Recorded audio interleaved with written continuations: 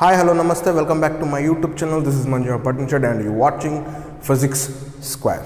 So, in previous sessions, we had discussions about charges, types of charges, as well as properties of charges. And even we studied about different methods of charging. So, in today's session, we will be speaking about an important concept of the chapter, that is nothing but Coulomb's Law.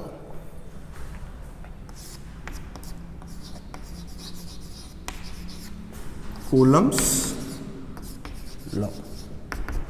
We will discuss Coulomb's Law in this class. So, we have discussed about charges, isn't it? So, in today's class, we are going to discuss about Coulomb's Law. So, basically, this law was formulated by Charles Coulomb. This law was formulated by whom? Charles Coulomb. What he does, why he formulates the Coulomb's law? What he does is he measures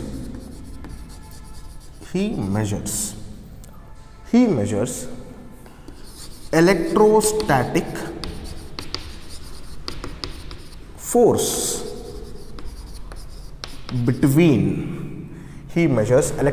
force between two point and static charges. He measures electrostatic force between 2 point as well as static charges. Now let us see all these things before that. But how he did measure electrostatic force between 2 point as well as static charges? See, he uses an instrument or a device called torsion balance.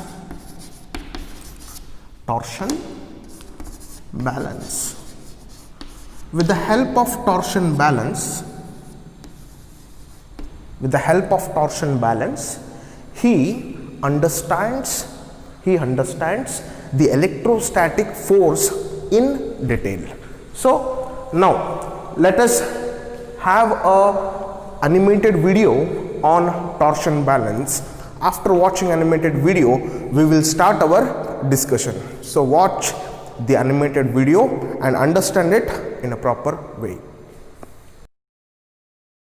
Coulomb's torsion balance is an instrument that enables us to verify experimentally the quantitative law of interaction between electrical charges. Coulomb's torsion balance consists of a cylindrical or square glass case closed by a lid. A glass tube emerges from the lid. The tube is closed with a piece of metal called torsion head. A torsion fiber is suspended from the torsion head. This fiber holds a horizontal needle made of lac with a small brass disc at one end and a sphere of elder pith at the other. The height of the needle is adjusted by a knob which is turned to wind the suspending thread on a horizontal axis. A scale that is circumscribed on the glass case is used to measure the torsion produced in the fiber. Let us see how Charles Augustin de Coulomb deduced the famous Coulomb's law. In order to study the intensity of the interaction force between two charged bodies, the brass disc was made to touch a small metal sphere, which was at the end of a glass rod suspended from a hole in the glass lid of the balance. Coulomb observed that the thread suspended from the needle did not move as both the disc and the sphere are without charge. The sphere suspended from the lid of the balance was removed and charged.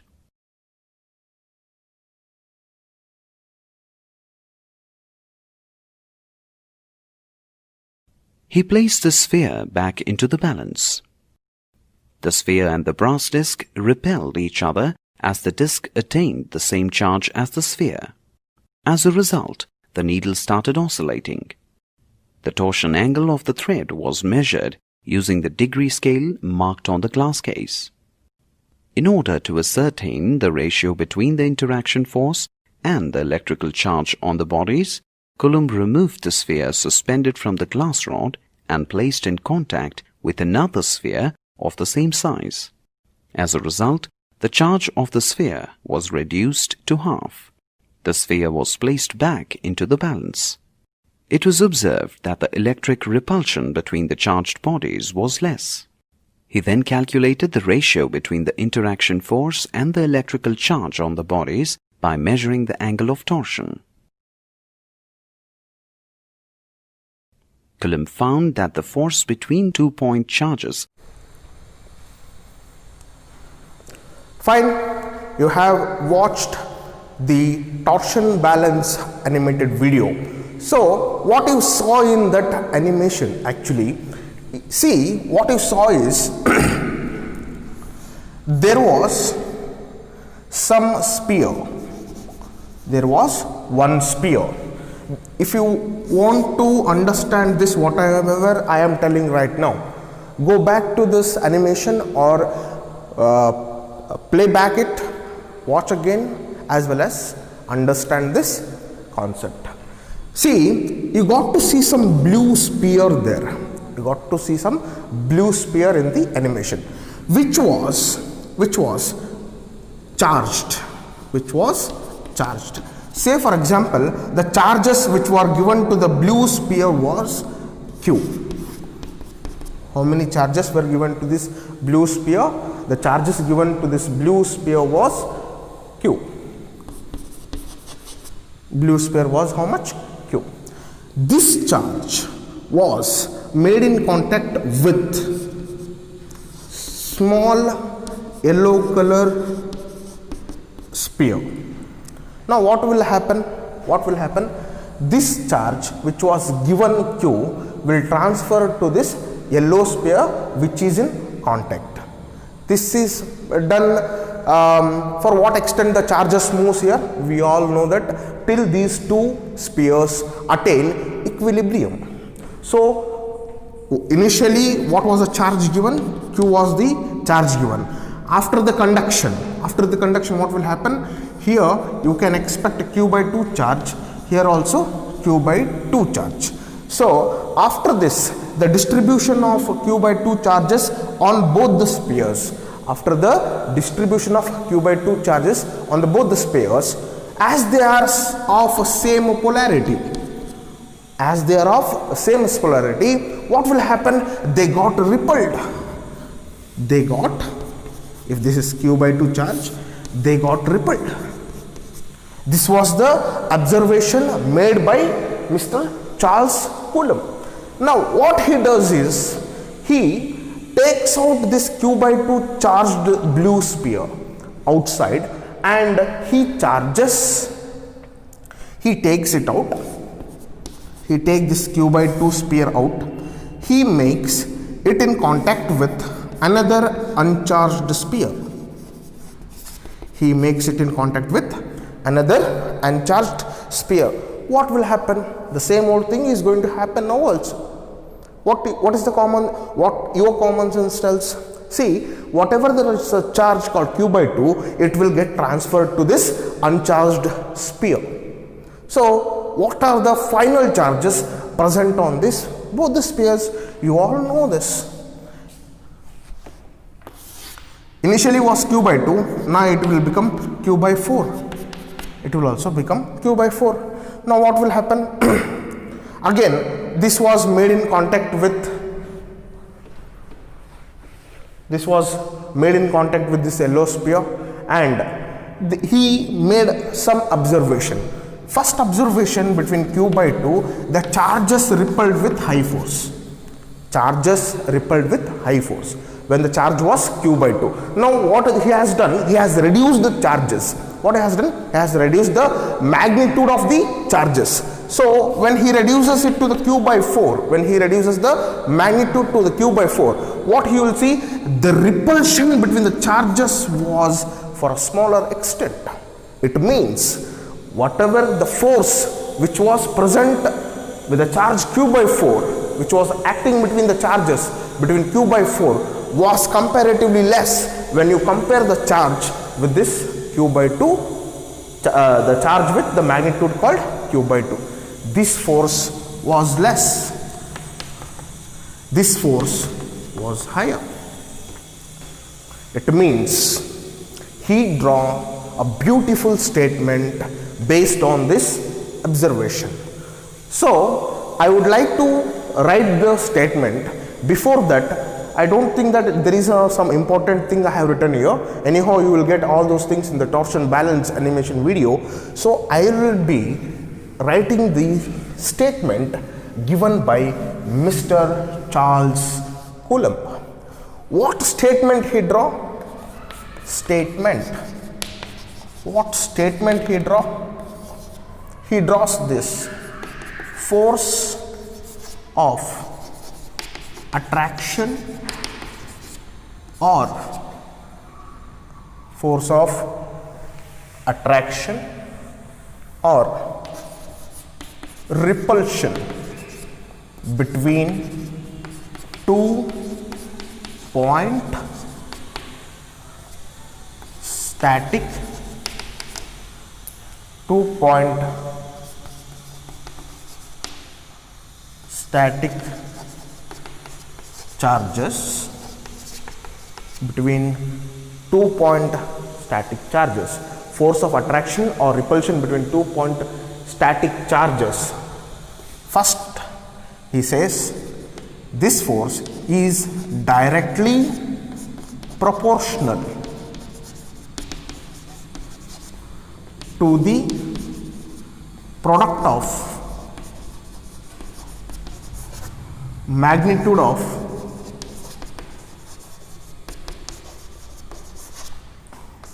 two charges.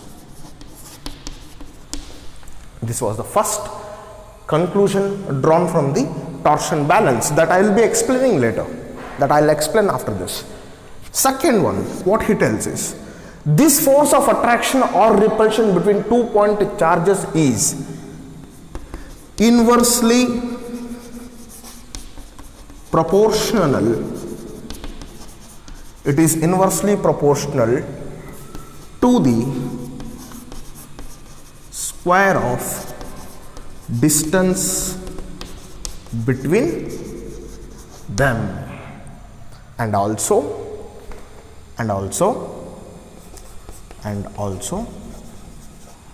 the force acts along the line joining, the force acts along the center of line joining two charges. Write down this statement. I will be explaining this in a detailed fashion. Write down the statement. This statement was given by Mr. Charles Coulomb when he observes the behavior of force between the two charges with the help of torsion balance. What he tells?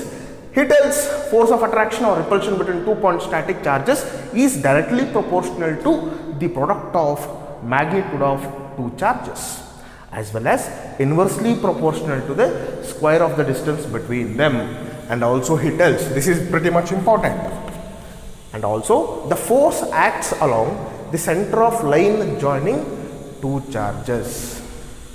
Fine. Shall I rub this? Yeah. Let us understand this in the detailed fashion. Consider some two charges. This is charge Q1 and there is a one more charge Q2. This is a charge Q1, this is a one more charge Q2. The separation between the two charges, this is Q1, this is Q, this is Q1, this is Q2. Both the charges are separated by the distance r, small r. Both the charges are separated by the distance small r. Now, both the charges are of same polarity. Both the charges are of what? Same polarity. We all know this from the previous discussions. We know that whenever there are charges are of same polarity, what are we going to expect? There will be a repulsion. Yes, definitely there will be a repulsion between these two charges. So, how much repulsion? Or else, if I replace this with minus, what you can say? You can tell that there is a force of attraction. But my question is how much? What is the magnitude of that force? Fine. So, that was given by Mr. Coulomb's law. Say for example, there are two charges. This is Q1 charge as well as this is Q2 charge. Both are separated with the distance called r. We all know this, that this Q1 charge will try to push this Q2 charge away. This Q1 charge will try to push this Q2 charge away with the force F21. What do you mean by F21? Force experienced by charge 2 due to 1, or else force on 2 due to 1. And similarly, this charge also will experience same amount of force, but in this direction. This will try to push this in this direction. So this will experience F12. See, this force as well as this force are same, but they are opposite in direction. Fine. Now, according to the Coulomb's law, let me try to explain this. According to the Coulomb's law, what he said, force is directly proportional to product of two charges. I'll call this equation as 1. Also, he made one more statement that force is inversely proportional to square of the distance between the charges. I'll call this equation as 2. So, from equation 1 and 2, I can club the equation 1 as well as 2. What I can draw is F is directly proportional to Q1 divided by Q2 divided by R square. Fine. I can write this. If I want to replace this proportionality sign with equality, what I can write is F equals to K Q1 Q2 divided by R square. This was the beautiful equation given by the Charles Coulomb, or formulated by the Charles Coulomb, which gives us the idea about the force present between like charges as well as unlike charges. This much amount of force will be there in the presence of two charges. Fine. From both the equation, what I can write, F equals to K Q1 Q2 divided by R square. Now question comes, what is this K? What is this K? Let us have a discussion about this K, but before that, write down this or take a screenshot or something else.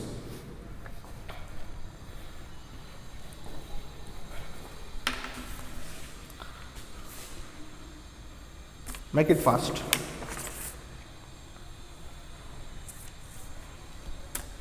Fine, let us have a quick discussion about this K.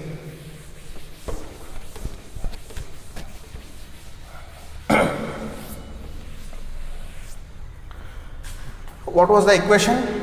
F equals to K Q1 Q2 divided by R square. This was the final equation given by Charles Coulomb's statement or by Charles Coulomb. What about this K? K is nothing but a Coulomb's constant. K is nothing but what? Coulomb's constant. Now, this constant should have some SI unit. Definitely it has some SI unit. Let us calculate the SI unit of Coulomb's constant from this equation. What I do, I simply cross multiply this to the LHS of this equation. Therefore, what I get? Fr square, which is equals to K Q1 Q2. My job is to find out the SI unit of this K. So what I do, I'll just place the K there itself, as well as I bring this Q1 Q2 to the denominator. So I'll end up with writing Fr square divided by Q1 as well as Q1 as well as Q2. Now let us write the units of this. Force is measured in terms of Newton. Force is measured in terms of what? Force is measured in terms of Newton. R means what? The distance between the two charges. R is nothing but what? Distance between the two charges. Distance is measured in terms of what? Distance is always given in terms of meter. So meter square. Here there is R square, therefore I am writing meter square, which is divided by charge. SI unit of charge is what? Coulomb. SI unit of charge is what? Coulomb. Therefore, Coulomb into Coulomb, it comes out to be Coulomb square. So this is the SI unit. That is nothing but Newton meter square divided by Coulomb square. This is the SI unit of what? This Coulomb's constant. Now, K equals to, what is the value of this K? K is nothing but 9 into 10 to the power of 9. Write the SI unit. Newton meter square divided by Coulomb square. This is the value of this K. This is the value. Now you may wonder, how come you are going to write that 9 into 10 to the power of 9 Newton meter square per Coulomb square? When is this possible? When is this possible? See, take two charges. Take Q1 as well as charge Q2. Take charge Q1 as well as Q2. Place them at some distance R. Place some at distance R. But this medium which is present between these two charges, the medium present between the two charges should be air, space, or even you can call it as vacuum. Only in air, only in space, only in vacuum, this value is going to be valid, or else it is not going to be valid. So therefore, K equals to 9 into 10 to the power of 9. This value is valid only if there is air between the charges, if there is space between the charges, if there is a vacuum between the charges. Hope you have understood this K. Fine.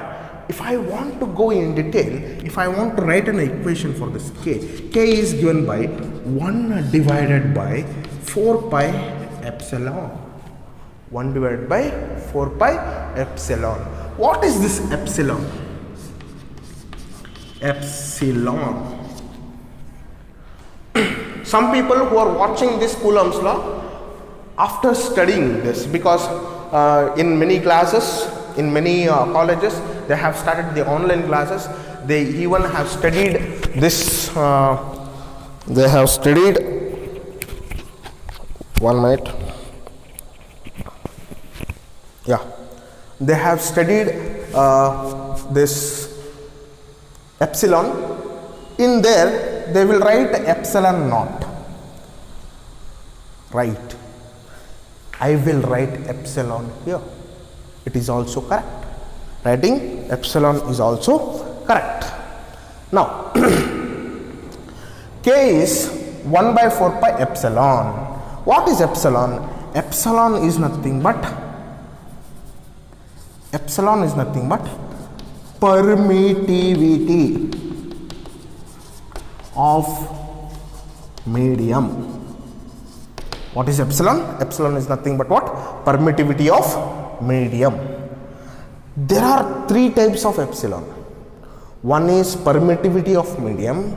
There comes one more, epsilon naught, permittivity of space or air. This I can use whenever I am using this k value 9 into 10 to the power of 9. There I can write 1 by 4 pi epsilon naught, which is very much common. We always treat that these two charges are in vacuum, or these two charges are in space, these two charges are in between the air. Fine. Therefore we write 1 by 4 pi epsilon, or else you can write 1 by 4 pi epsilon. Epsilon means I am considering some medium in between the charges. Fine. So therefore K is equals to 1 by 4 pi epsilon naught. Epsilon means permittivity of the medium, epsilon naught permittivity of space or air. There comes one more, epsilon r. What is this epsilon r?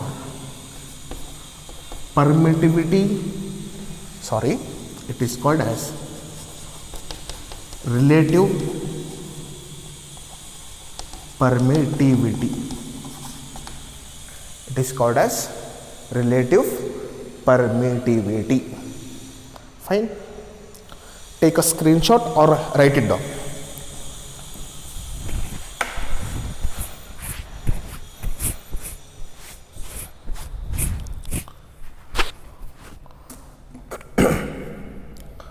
So we came to know that F is equals to K Q1 Q2 divided by R square. Fantastic. K is Coulomb's constant. Fine. SI unit is Newton meter square upon Coulomb square. Too good. K is equals to 9 into 10 to the power of 9 Newton meter square upon Coulomb square. And this was the numerical value of K. But conditions apply. It is the value only valid when there is a air, when there is a space, when there is a vacuum. As well as we came to know K can be written as 1 by 4 pi epsilon. Epsilon is nothing but permittivity of medium, or epsilon naught is also called as permittivity of space or air. Epsilon r is nothing but relative permittivity. My question is, what is permittivity? We are telling permittivity of space, permittivity of medium, we are speaking about it continuously, but what exactly is permittivity? Permittivity, let us rub this.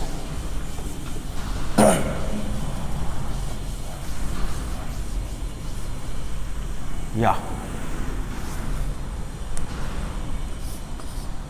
Permittivity. What is permittivity? Permittivity is nothing but a property. It is nothing but what? Property. What it does, or what it tries to explain, it explains about how is the force. It explains that how actually is the force. For example, F equals to K Q1 Q2 upon R square is an equation. If I want to write K, if I want to replace K, I will write 1 by 4 pi epsilon Q1 Q2 divided by R square. See here, this is nothing but what? Permittivity of medium. If this is high, if epsilon is high, this force becomes less.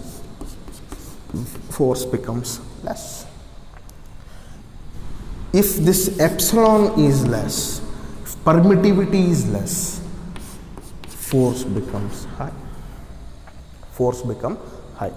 And please don't and one more thing, from the starting of this session I am continuously using the word force.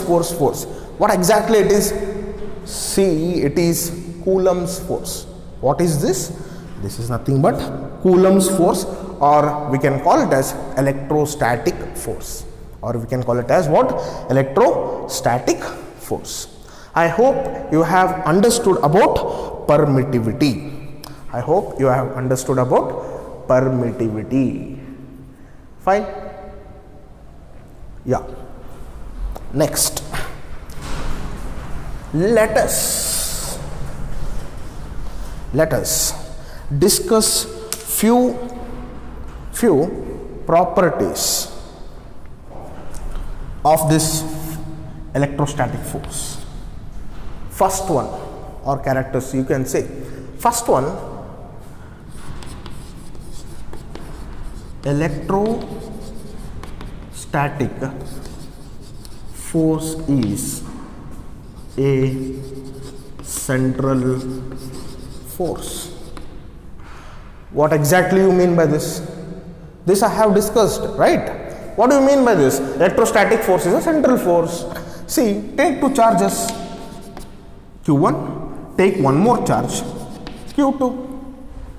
Separate these two charges are separated at some distance r.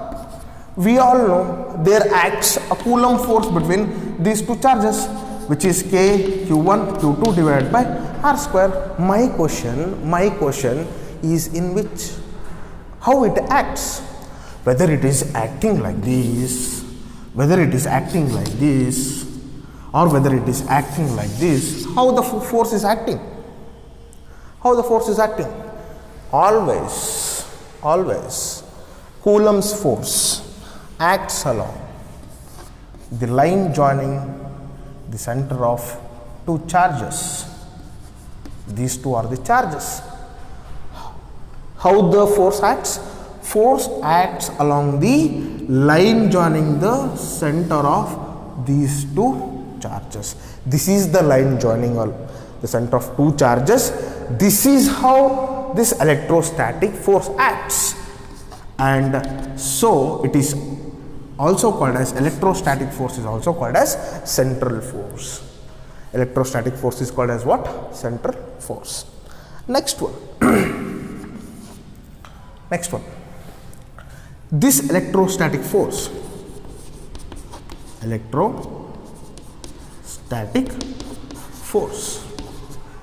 might be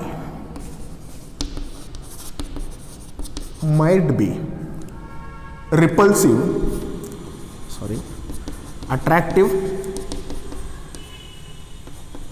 or repulsive. Attractive or repulsive. This we have studied in the properties of charges itself. Fine. There we studied that how exactly this is going to work. There are two positive charges, like charges. What you see? You see repulsion. What you see? You see a repulsion between two like charges. But what you see between two unlike charges? You see attraction. What you see? You see attraction. This is what electrostatic force might be, attractive or repulsive. First one was electrostatic force is a central force. Now, third one.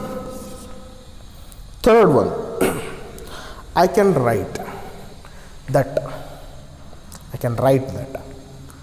this electrostatic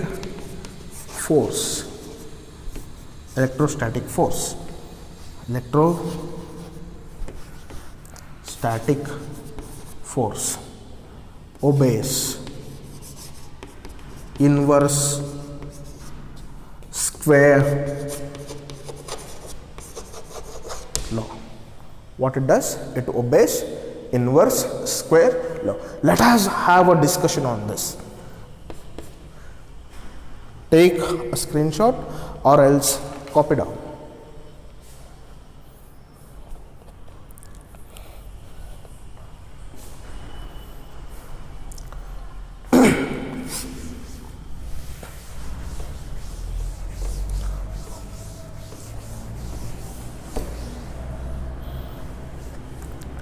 Now we were discussing about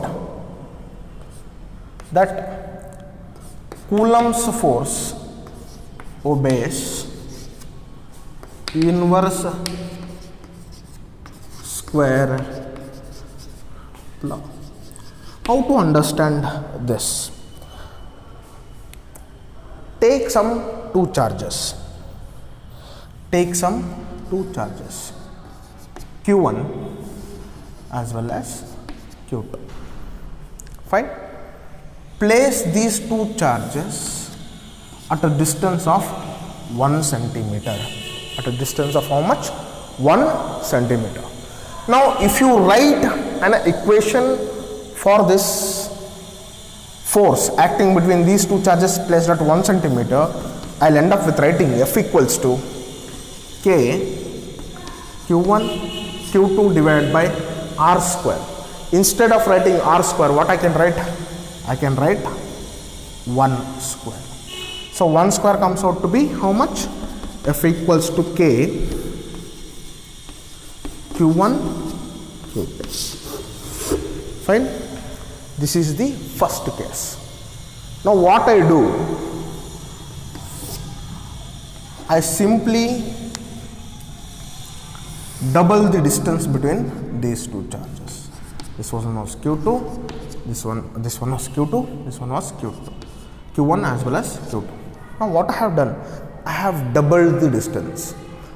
There is a reason behind this. Let us understand this. What happens now?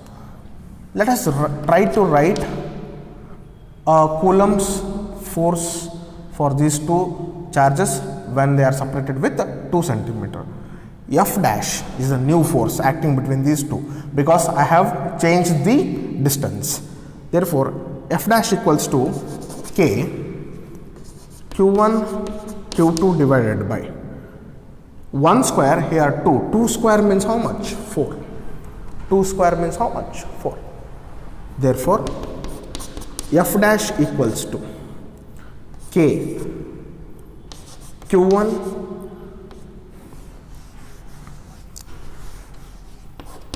F dash equals to. Now observe this part of the equation. K Q1 Q2 and observe this. Both are same, isn't it? Therefore, I can write F dash equals to F divided by 4. F dash is equals to what? F divided by 4. This is the important conclusion drawn by Mr. Charles Coulomb. What he tells, whenever you double the distance between the charges, the force decreases by 4 times. Force decreases by how many times? Force decreases by 4 times. Write down this, or you can put it like this. When distance between the charges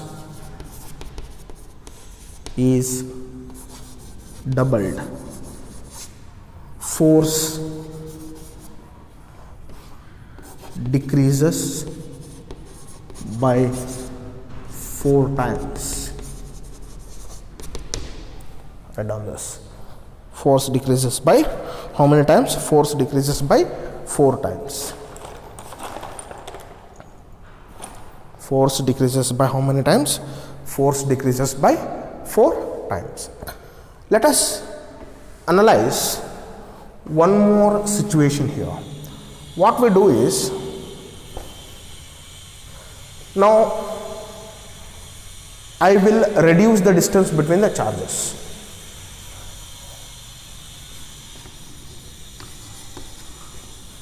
Say for example, instead of 1 centimeter, and now I will make it as 1 by 2 centimeters. 1 by 2 centimeters. Now what will happen? F equals to, F dash equals to K Q1 Q2 divided by 1 by 2 whole square. It comes out to be 1 by 2 means how much? 1 by 4, because there is a square. This goes up to the numerator. It comes out to be 4K Q1 Q2. This this K Q1 Q2 means what? F. Therefore, f dash equals to 4f. This is the beauty. If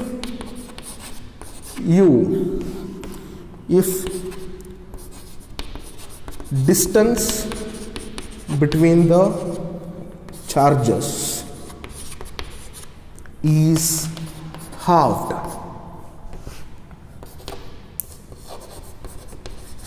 the distance between the charges is halved, the force increases by 4 times. Force increases by how many times?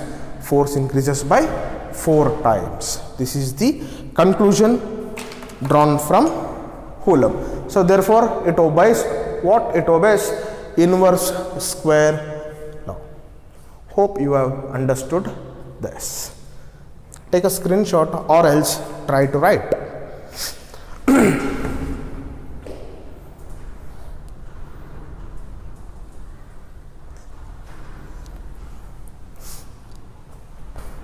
Make it fast.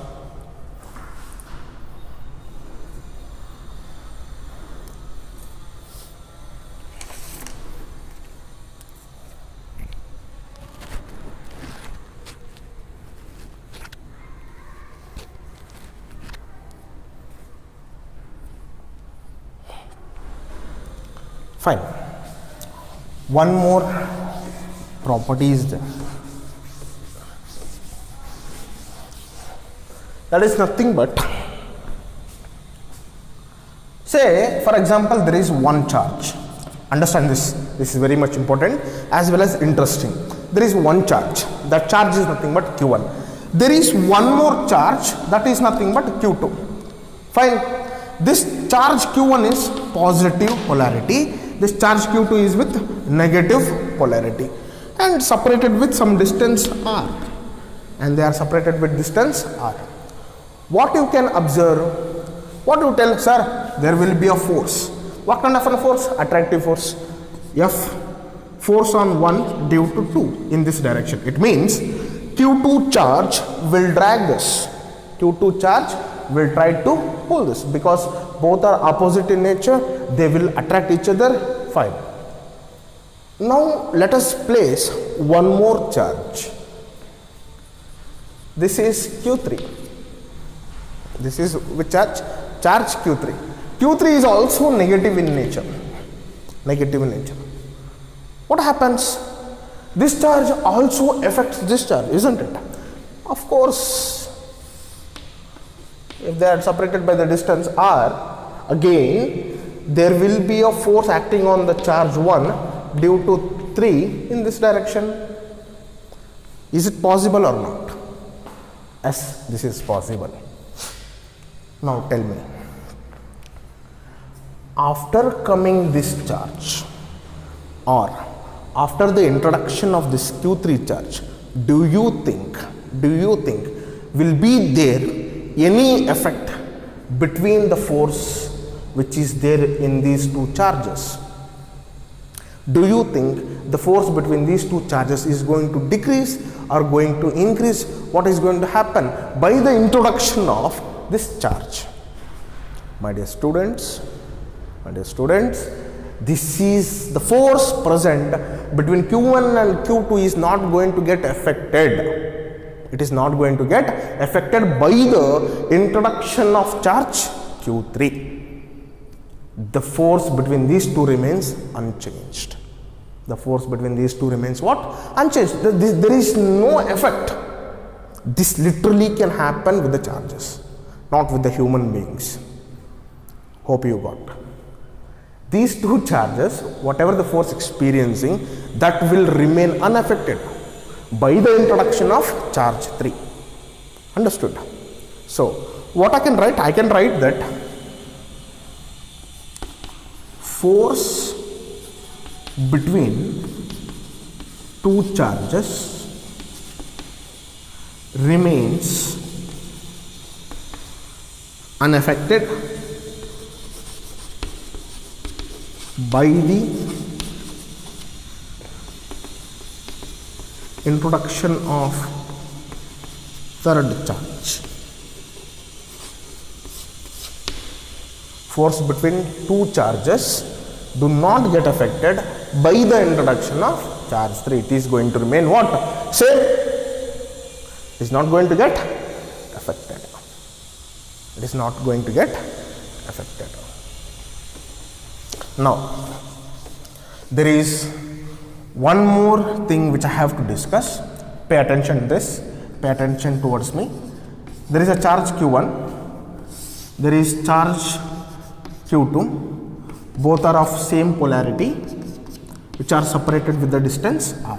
Which are separated with the distance r. This charge will try to push this charge in this direction with the force F21. Am I right? Definitely I am right, because this is force experienced by the charge 2 due to 1. The same thing happens here also. This charge will experience some force due to that charge, that is nothing but force on 1 due to 2. Observe this. With what amount this charge was pushing this charge, with the same amount this charge will also push this charge.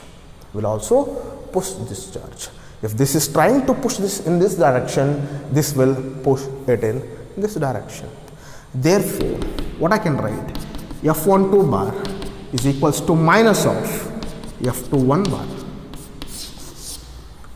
Force, Coulomb force are same in magnitude but opposite in direction. What I can conclude, Coulomb force is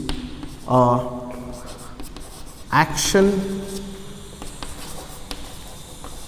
reaction pair. Coulomb force is a action reaction pair. Fine. Copy down.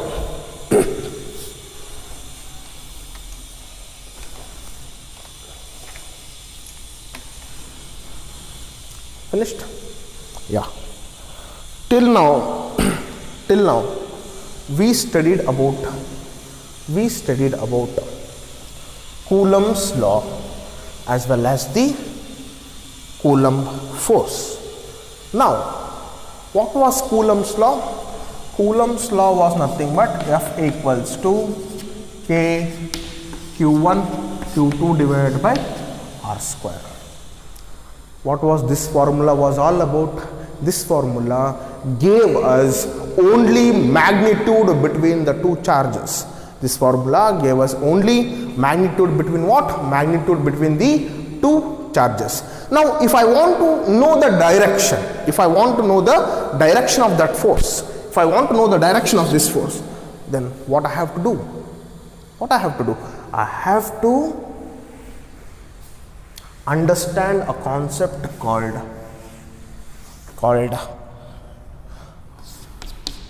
Coulomb's law in vector form. Understand this very much carefully. Maximum times in the board examination they have asked this. They have asked this.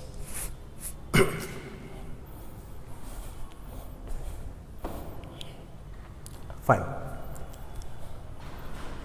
To explain this, I would like to go with coordinate system. Fine. There is a charge Q1 here. There is one more charge Q2 here. This is O, origin. I have placed a charge Q1 here. I have placed another charge Q2 here. If I want to designate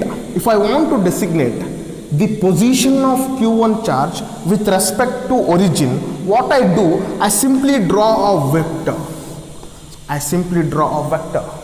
This is nothing but position vector, and I'll call this as R1 bar. R1 bar is the position vector which represents the position of Q1 charge. Now what I do, to designate the position of Q2 from the origin, I draw one other vector which is also called as position vector, which is R2 bar. which designates the position of Q2. Fine. R1, R2 are what? R1, R2 are the position vectors. Now, we all know that these two charges are of same polarities. These two charges are of what? Same polarity. This charge will push this charge in this direction. Fine. This is nothing but force on charge 2 due to 1. This is acting in this direction, and this will also try to push this in this direction. This is nothing but force on 1 due to 2. Force on charge 1 due to 2. Force on charge 2 due to 1.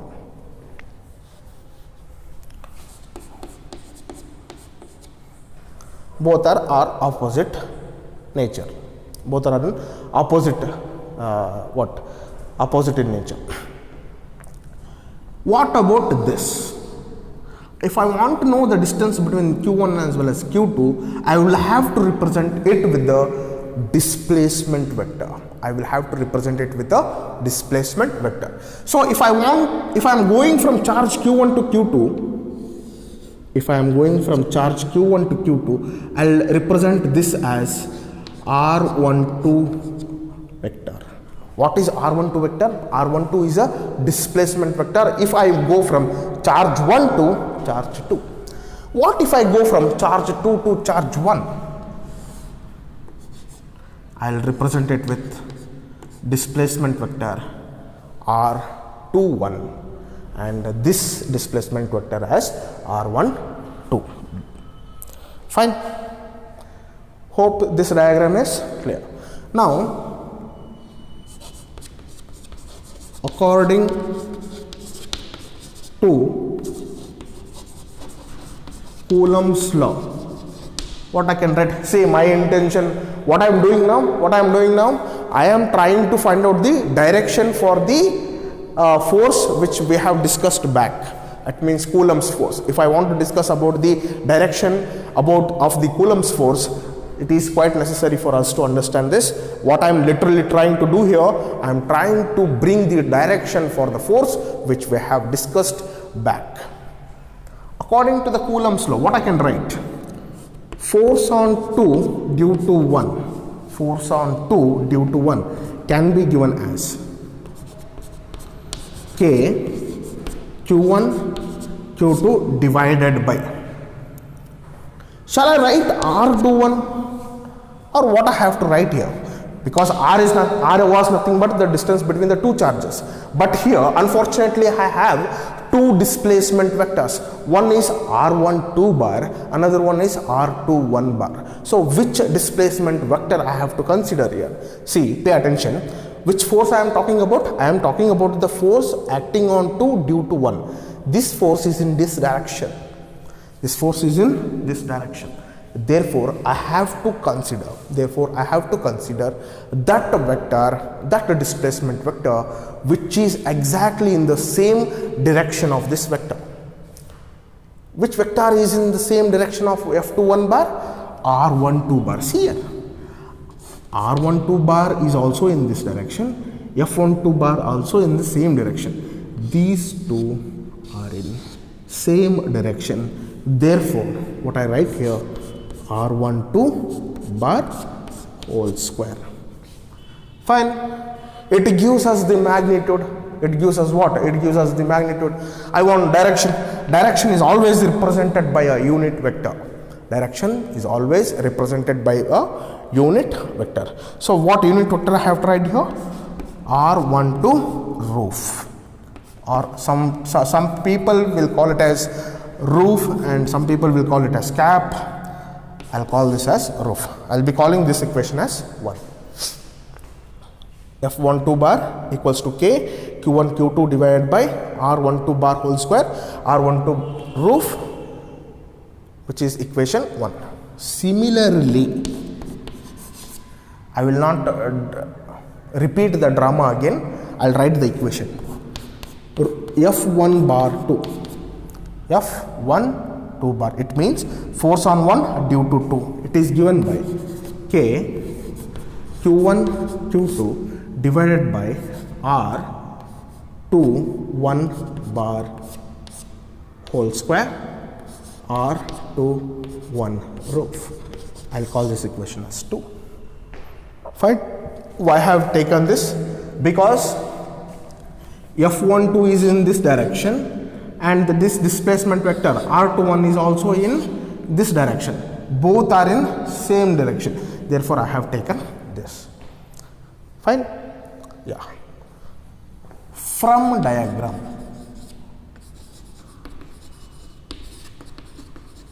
From diagram. Which diagram? From this diagram.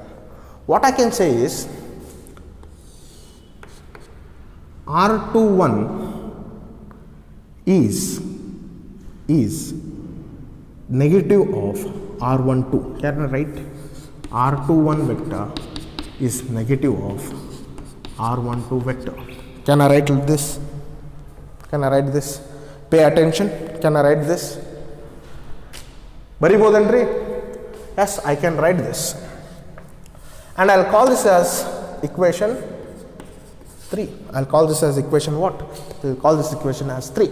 Because R21 is in this direction, R12 is in this direction. Both are opposite in nature. Both are opposite in nature. Substitute equation 3 in 2. Substitute this in here. Fine. Substitute equation 3 in equation this 2. What I can write? I can write this. F12 bar, which is equals to K, whatever is here, write down Q1, Q2, divided by, instead of writing F21 bar, I will write minus R12 bar whole square. Fine. R12 bar minus whole square means after multiplication, after multiplying, it becomes positive. Minus into minus is how much? Minus into minus comes out to be plus square.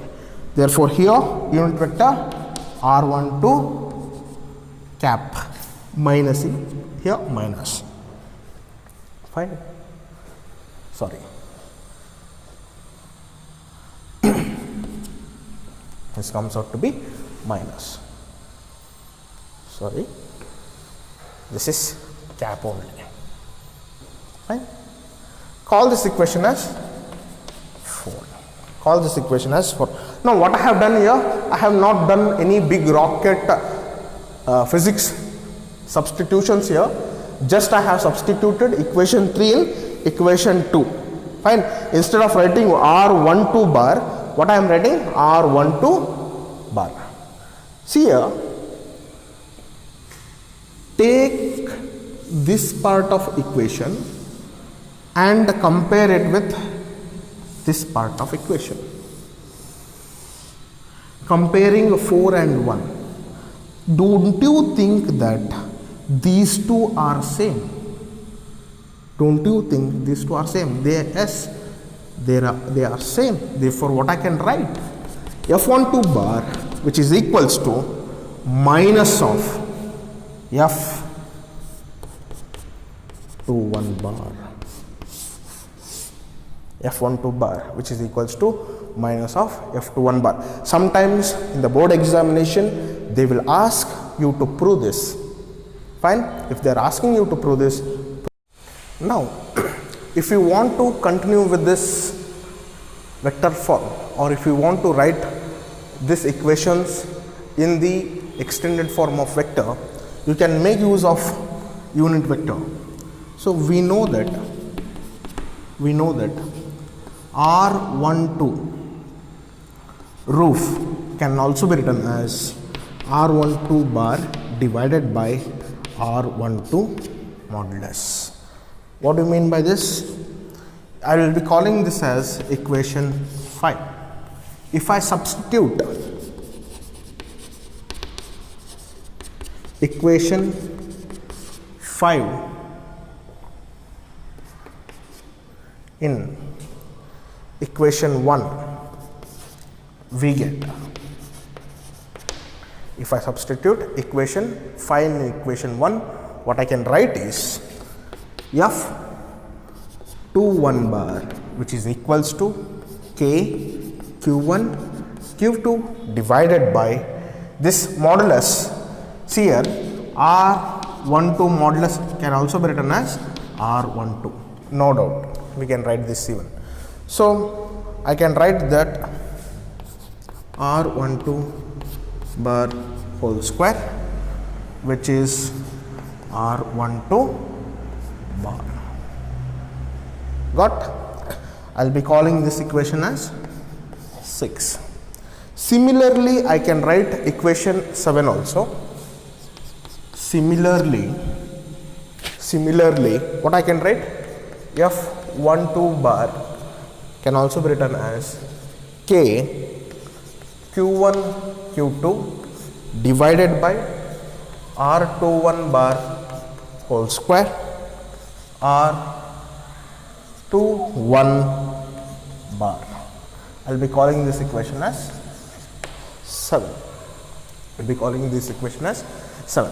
Now, if you want to represent this R12 as well as R21 in terms of R1 as well as R2, you can make use of vector law of addition. Which vector law of addition? Triangle vector law of addition. What I can do from the triangle of vector addition? See here, this is vector R1 bar, this was vector R12 bar, and definitely this was vector R2. This was the resultant of these two.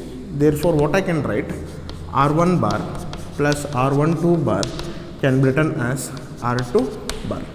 Where I am interested in R12 bar. Therefore, I can write R2 bar minus of R1 bar. I will call this as equation 8. Similarly, I can write an equation for R21, which is going to be R1 minus of R2 bar. I will be calling this equation as 9. Now, substitute equation 9 as well as 8. Substitute equation 8, 9 in 6 and 7. Substitute equation 8 and 9 in 6 and 7. What I will get ultimately, F21 bar, which is equals to K Q1 Q2 divided by R12. Did I miss anything here? Yeah. This will become a cube, not square. This is going to be cube.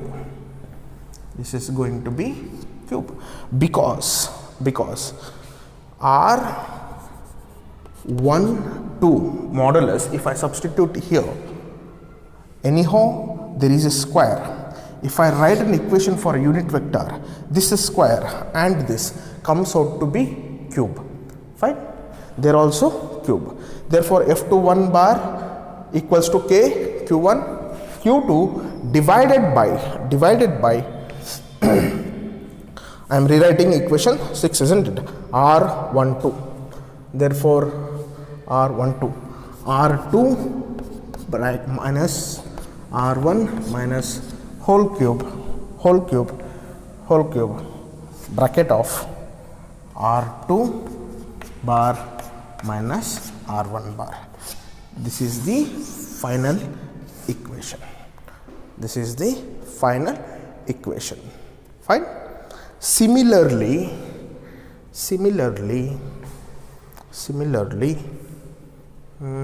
yeah, I'll rub this.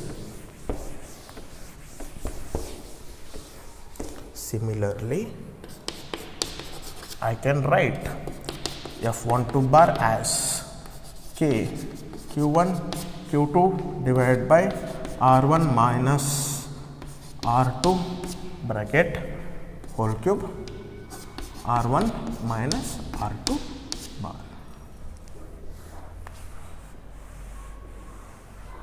minus R2 bar.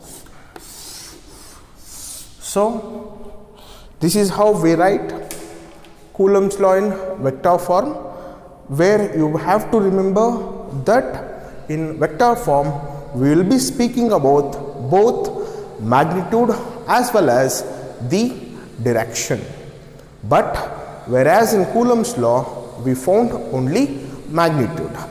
In coming classes we will be discussing one of a few problems which are appeared as well as which are very much important, which are completely based on vector form. And in coming classes I will be dealing completely with this relative permittivity as well as absolute permittivity of space as well as medium, whatever. Fine. I hope you have understood today's session. Thank you all. Like, share as well as subscribe. And one more important notification for all the viewers of my channel. In the coming days, I mean within very short span of time, I'll be dealing with class 11 physics, where the result have come up of 10th standard and as well as class 10. So it is a time to start with class 11 also. I will be running the syllabus simultaneously for class 11 as well as class 12. Keep supporting. Thank you all.